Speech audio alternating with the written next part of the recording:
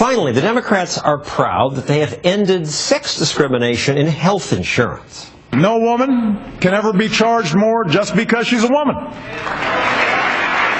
That sounds fair, and I would think it would sound good to my two guests, since you're both women. And in fact, this is an all-woman show, except for me.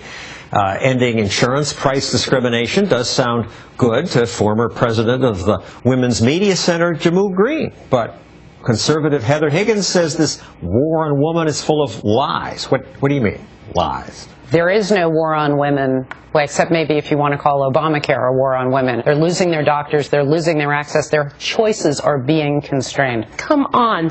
It's not just women who embrace the fact that they are no longer being charged more.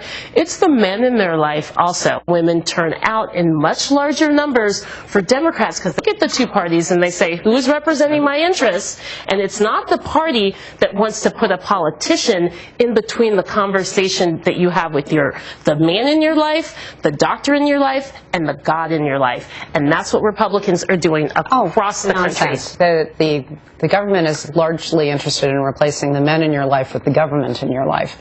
And that has been really unfortunate because that constrains your choices further. Let's do one issue at a time. Okay.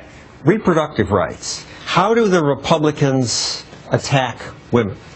Well, if you look at various pieces of legislation, I think in the past year we had something like over 1,000 bills introduced across the country to try to curtail a woman's reproductive rights. Anti-abortion. Anti-abortion. Well. And they couch it in terms of we want to do a 20-week abortion ban, but really it's about trying to close as many clinics in the state. And this is going across the country where we've seen rights pulled back. In Texas, it's much harder to get an abortion. Roughly the same number of women are anti-abortion as men. Why should we allow the government into the conversation, into the decision we make with our doctor? And then when you look at the insurance part of it, only if you believe it's murder. Even birth control, you have folks who are up in arms because insurance plans are going to cover birth control. But since the day that Viagra came out, insurance plans have been covering it. So this is where there's a real disconnect. Big difference. Some cover it, and you can buy it or not. But Obamacare requires me to pay for birth control. Birth control in and of itself is health care. No. It's $12 a month at Walmart. A woman, government has to pay for this? And the men in their lives are able to plan when they want to have a baby. Buy it yourself. When they want to have a baby. I'm sorry, Heather, hang on. Let me just ask, why is it the government that has to pay? Why because can't a liberals woman believe you do anything you want so long as they approve of it. It's not the government paying. Let's move on here. Jammu, Democrats complain when Republicans use coarse language talking about women. But you don't complain about Bill Maher. He said this about Sarah Palin. A vainglorious braggart, a liar, a whiner, a professional victim, a scold, a know-it-all, a chiseler, a bully who sells patriotism like a pimp. Maher also called Palin and Congresswoman Michelle Bachmann crazy people. Trust me, it's not because they have breasts, it's because they are boobs. If a Republican said something like that. You're absolutely right. That is repulsive. There are a lot of fair weather feminists who have not called him out on that. And we need to defend Sarah Palin in the same way that we defend Hillary Clinton.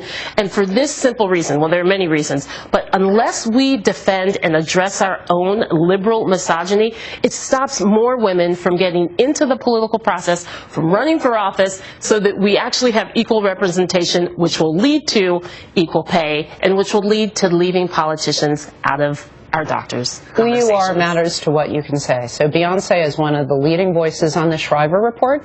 She's married to Jay-Z, who arguably goes around making millions of dollars because he calls women bitches and whores. Maybe Republicans are sexist. When they held a committee hearing on contraception and religious freedom, all the witnesses they picked seemed to be male. Democratic Congresswoman Carolyn Maloney said this. Where are the women? When I look at this panel, I don't see one single woman. Panel on contraception?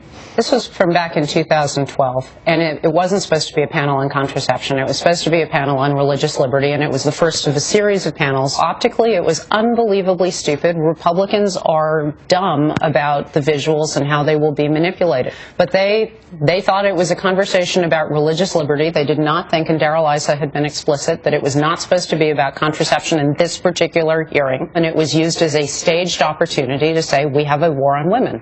The war on women had been predetermined to be a useful campaign strategy. There's a group that Nancy Pelosi runs weekly, and they had looked at Obama's sinking numbers at the beginning of 2012 and said, if we're going to make hay with this constituency, we need to have a meme, and what they came up with was war on women. And that's why you saw issue after issue being phrased by the playbook that way. It does work. Let's go on to next topic here. Jammu, I assume you're happy that it's no longer legal for a health insurance company to discriminate against you women by charging you more than they charge men. And President Obama likes to point that out. You can't be charged more if you're a woman. Those days are over. Yes, of course I'm extremely happy. And as I said before, as are the men in the women's lives. Now, I come from a family, and I think many people do, who my mom put our health care before hers. She put my dad's health care before hers. I think there are many women who are going to the doctor more, and we should not be charged. But that's we the should point. not be charged the dollar. Hold on here. The CDC says even excluding pregnancy visits, women were 33% more likely to visit a doctor. Do you want to live in a country where you charge women more than men? Is that the type of country you want to live when it comes to insurance. We have differential insurance rates. That's not the country I think that most families, and especially, again, the men who support the women in their lives, want to see. So you and I should pay the same car insurance rates and life insurance rates? Well, I don't know if you're as good of a driver as I am, John. No, there's I charge much more because men, on average, have more accidents. And you get to live 7 years longer, so you pay less for life insurance. The gap is coming down, which is concerning. But prices exist as a mechanism of reflecting a certain reality. How much supply, how much demand, how much need, how much expense. It's just as when you go to work for somebody, what you get paid is a function of whether you add more value than it costs them to hire you.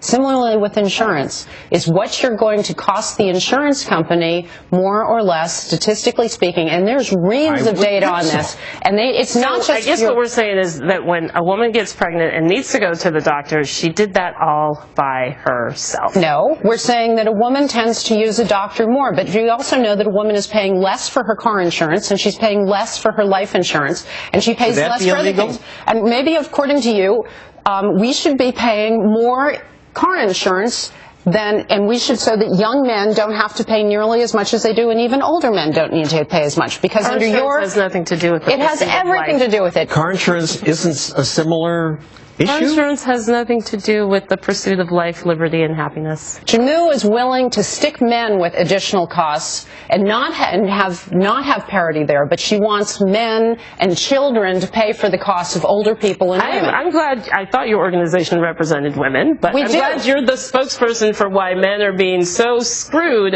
by our health insurance. No, what screws up health insurance is third-party payers and inaccurate reflection of actual prices and what people actually want to purchase.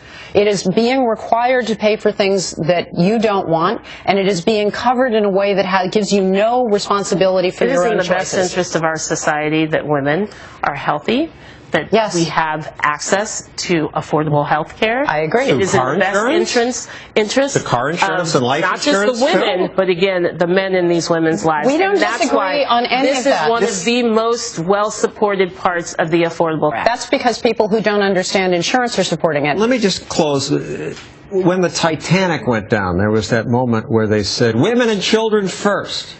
Is that sexist? Yeah. Children, I understand. There's sexism way throughout our society, but I'm also from Texas, and I will sit here and admit I like a door to be open for me, and I hope that's okay. Thank you, Jammu. Thank you, Heather.